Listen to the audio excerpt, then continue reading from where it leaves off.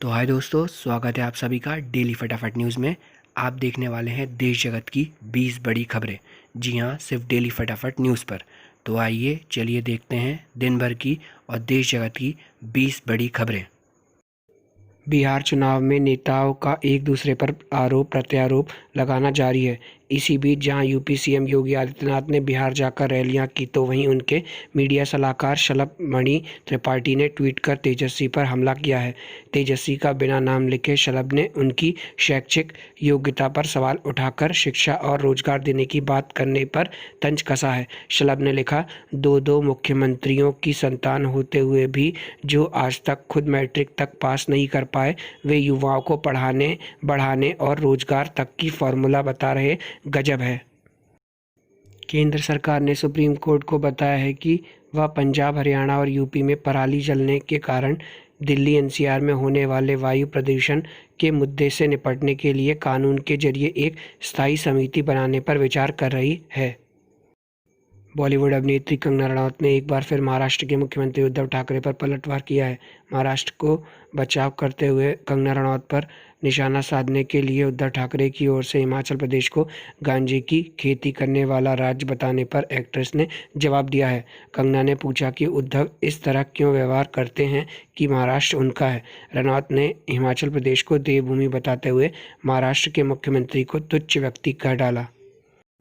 ये तस्वीरें मुजफ्फरपुर के सकरा की हैं, जहां मुख्यमंत्री नीतीश कुमार चुनावी रैली के लिए पहुंचे थे। इस दौरान रैली स्थल में मौजूद कई कुर्सियां खाली नजर आ रही थी। लोगों की कम पहुंचने की वजह से सवाल उठना लाजमी है कि क्या मतदाताओं का उनसे मोहभंग हो रहा है। फिलहाल ये तो 10 नवंबर को चुनावी नतीजों के बाद ही पता चलेगा। मध्य प्रदेश में चुनावी जंग में विकास और आम लोगों की बात ना होकर निजी हमले हो रहे हैं। पहली बार गद्दार वाले बयान पर कांग्रेस और भाजपा एक दूसरे पर आरोप लगाने में जुटे हुए हैं। पूर्व मुख्यमंत्री दिग्विजय सिंह के बेटे जयवर्धने के ज्योतिरादित्य सिंधिया को गद्दार कहने पर सांवेर से भाजपा के उम्मीदवार तुलसी सिलावट भड़क गए। तुलसी ने कहा, आप जयवर्धन उम्र में छोटे हैं, इसलिए अभी तक जवाब नहीं दे रहा था, लेकिन आज हद पार कर दी।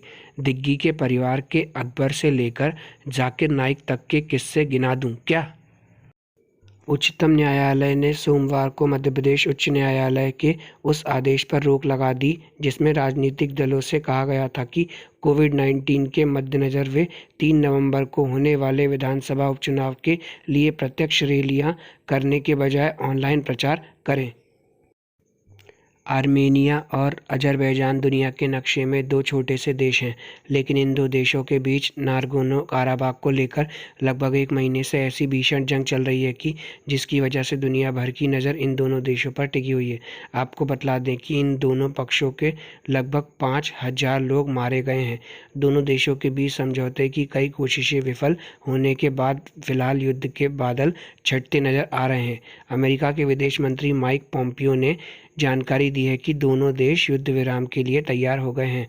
दरअसल अमेरिका ने आर्मेनिया और अज़रबैजान के विदेश मंत्री और ओएससीई मिन्स्क ग्रुप के साथ गहन बातचीत की सुविधा दी, जिससे नागोर्नो काराबाख के संघर्ष को खत्म करने के करीब पहुंचा जा सके। बिहार विधानसभा चुनाव के पहले चरण के चुनाव प्रचार का अंतिम दिन है। इसी बीच महागठबंधन से मुख्यमंत्री पद के दावेदार तेजस्वी यादव के एक बयान पर राजनीतिक बहस शुरू हो गई है।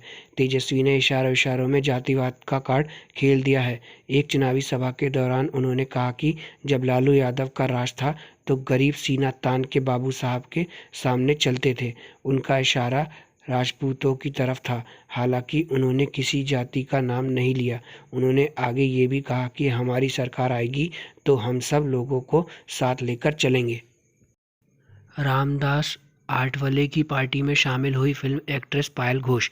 मुंबई में खास कार्यक्रम में पायल ने थामा आरपीआई का दामन। आरपीआई में महिला विंग की उपाध्यक्ष बनी फिल्म एक्ट्रेस पायल घोष।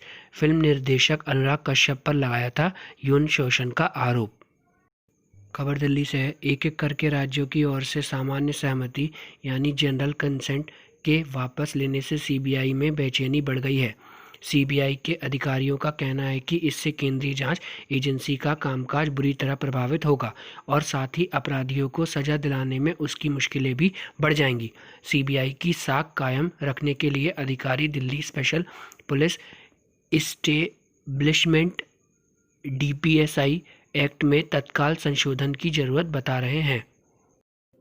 मुंबई इंडियंस के ऑलराउंडर हार्दिक पांड्या घुटने के बल बैठकर मौजूदा आईपीएल में ब्लैक लाइव्स मैटर यानी बीएलएम अश्वेतों की जिंदगी मायने रखती है का समर्थन करने वाले पहले खिलाड़ी बन गए हैं। रोड शो करने पहुंची अमीषा पटेल एलजेबी का मौलाबाग में रुकवा दिया प्रशासन ने। दरअसल बात यह है कि जैसे ही उनका काफिला मौलाबाग स्थित बालिका इंटर विद्यालय के पास पहुंचा तो दाऊद नगर थाना अध्यक्ष अरविंद कुमार गौतम के नेतृत्व में पुलिस ने उनके काफिला को वहीं पर रुकवा दिया। थाना अध्यक्ष का कहना था कि 4 बज चुके हैं और 4 बजे तक ही चुनाव प्रचार की परमिशन थी। ऑस्ट्रेलिया के साथ खेले जाने वाली T20 टीम और ओडीआई टीम का चयन आज हो गया है। आपको बतला दें कि T20 टीम में विराट कोहली कप्तान, शिखर धवन, मयंक अग्रवाल, केएल राहुल उप कप्तान और wicketkeeper, Shreyas Iyer, Manish Pandey, Hardik Pandya, Sanju Samson wicketkeeper, Ravindra Jadeja, Washington सुंदर, यजुवेंद्र चहल, जसप्रीत बुमराह, मोहम्मद शमी, नवदीप सैनी, दीपक चहर और वरुण चक्रवर्ती। और ओडीआई टीम में विराट कोहली कप्तान, शिखर धवन, शुभम गिल, केएल राहुल उप कप्तान और विकेटकीपर, श्रेयस अय्यर, मनीष पांडे, हार्दिक पांड्या, मयंक अग्रवाल, रविंद्र जडेजा, यजुवेंद्र चहल, कुलदीप यादव, जसप्रीत बुमराह, मोहम्मद शमी, नवदीप सैनी और शार्दुल ठाकुर हैं।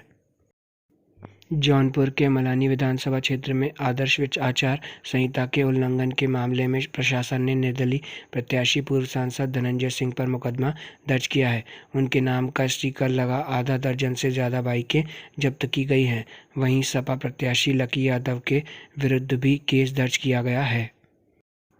बिग बॉस सीजन 14 में जान कुमार पर राहुल वैद्य ने एक बार फिर नेपोटिज्म का सवाल दाग दिया है, जिसके बाद जान की मां रीता भट्टाचार्य ने एक बार फिर राहुल को आड़े हाथों लेते हुए कहा कि जान अपने दम पर अपना नाम बनाना चाहता है। उन्होंने कहा कि जान को भूल जाइए, मेरे दूसरे बेटे भी राहुल से बेहतर गा सकते हैं। 2002 के गुजराती दंगों की जांच करने वाली एसआईटी के तत्कालीन प्रमुख आर.के. राघवन ने अपनी आत्मकथा में बताया है कि तत्कालीन सीएम नरेंद्र मोदी ने किस तरह सभी सवालों का जवाब दिया। 9 घंटे लंबी पूछताछ में उन्होंने एक कप चाय भी कबूल नहीं की। वह खुद के लिए पीने का पानी भी साथ लेकर आए थे। महाराष्ट्र सरकार की ओर से वरिष्ठ वकील अभिषेक मनु सिंघवी ने कहा कि हाईकोर्ट पूरी जांच कैसे रोक सकता है। अगर जांच को बहाल किया जाता है तो अर्नब गोस्वामी को गिरफ्तार नहीं किया जाएगा। पूछताछ के लिए पेश होने के लिए 48 घंटे का नोटिस दिया जाएगा। सिंघवी ने कहा कि ये संदेश नहीं जाना चाहिए कि कुछ लोग कानून से ऊपर हैं। इस्लाम धर्म के आखिरी पैगंबर मोहम्मद का कार्टून दिखाने वाले फ्रांस के एक शिक्षक की हत्या के बाद राष्ट्रपति इमैनुअल मैक्रों के बयानों ने कई मुस्लिमों देशों को नाराज कर दिया है। मैक्रों ने अपने बयान में कट्टरपंथी इस्लाम की आलोचना की थी और शिक्षक की हत्या को इस्लामिक आतंकवादी हमला कहा था। आम आदमी को लगेगा झटका, पेट्रोल डीजल पर 6 रुपये तक बढ़ सकती है एक्साइज ड्यूटी, होगा सीधा असर। तो अगर ये वीडियो अच्छी लगी हो तो लाइक, शेयर और सब्सक्राइब ज़रूर करें। धन्यवाद।